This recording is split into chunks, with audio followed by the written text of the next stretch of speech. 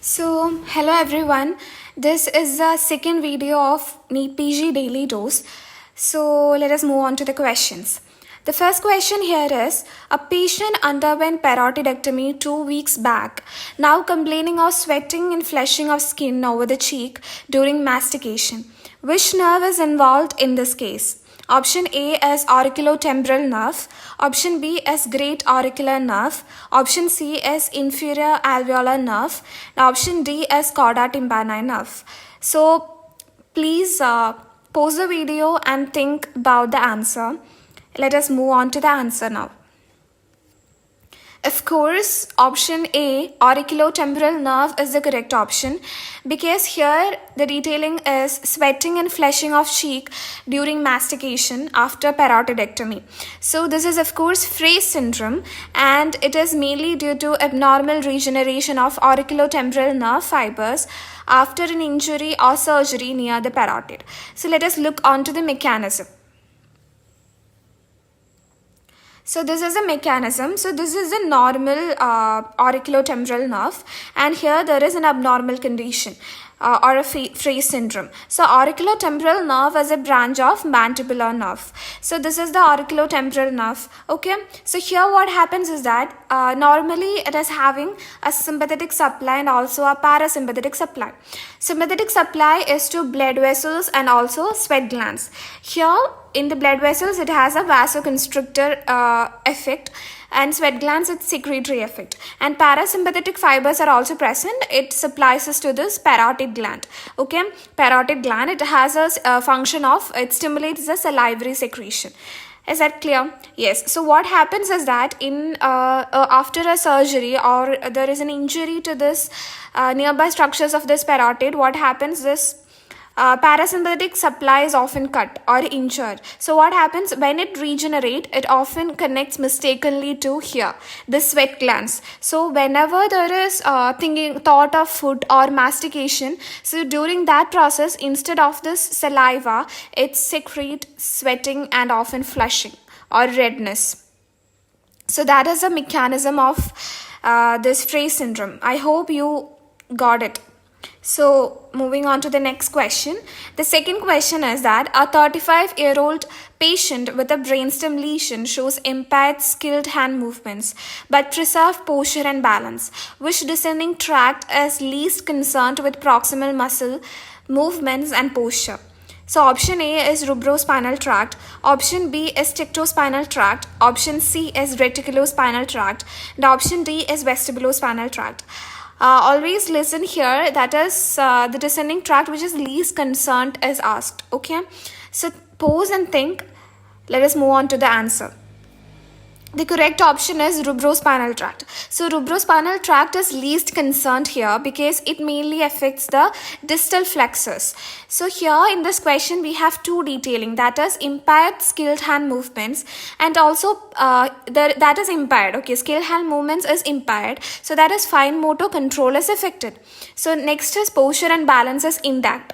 So all these are extrapyramidal tract. Let us move on to the origin and function.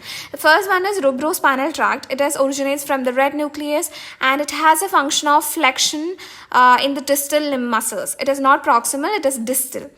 And tectospinal, it is from superior colliculus and it is having a function of head and neck reflex.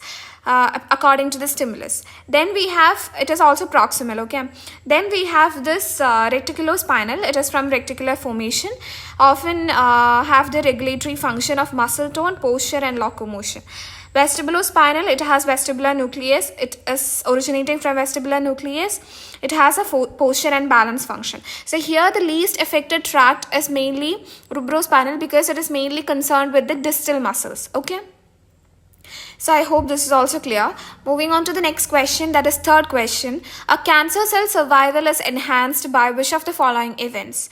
These are the events, that is overexpression of P53 gene, second is suppression of P53 protein, third is BAX and fourth is BCL2. So options is that only 1, 2, 3 are correct, only 1 and 3 are correct, only 2 and 4 are correct, and only 4 is correct. So yes, pause and think. Let us move on to the answer here. Option C is correct because the option C, that is suppression of p53 protein and also BCL2. Okay, so moving on to the function of each, p53 gene, as you already know, is a tumor suppressor gene, and p53 protein helps in tumor suppression. It stimulates apoptosis in response to DNA damage. What does BAX do? It is a pro-apoptotic factor. It promotes apoptosis. And BCL2 is an anti-apoptotic factor. It inhibits apoptosis. So correct option here is suppression of p53 protein and also BCL2. That is option C. So, yes. Fourth question is that which of the following infections is associated with the loss of corneal sensation? Corneal sensation. First one is streptococcus, second is herpes simplex, third is candida, and fourth is pseudomonas. Moving on to the answer. So, loss of corneal sensation is a hallmark of herpes simplex keratitis. Okay, so the second option is correct, herpes simplex. Okay. Because here this is a classical feature, so it helps to distinguish it from bacterial or fungal infections. So HSV keratitis leads to decreased or absent corneal sensation due to viral induced damage to sensory axons of ophthalmic division of trigeminal nerve. And why not the other options? Because streptococcus, it is having a painful ulcerative keratitis feature, and also the corneal sensitivity is intact in all these three. Okay, and why not candida? Because fungal keratitis is often painful and often causes stromal infiltration. And pseudomonas is also a rapidly progressive painful corneal ulcer and with intense inflammation. So yes. Moving on to the next question. A 34-year-old man has bradykinesia and rigidity of his limb movements. He was also noticed to have a cruciform movements when observed. He has a history of poor development during the later part of school education. What is the most likely diagnosis? Option A is new variant CJD. Option B is Parkinson's disease. Option C is Alzheimer's disease. Option D is Huntington's disease. Please comment the answer in the comment section, so I will reply to you in the comment section. So we will see tomorrow at 7 p.m. Thank you all.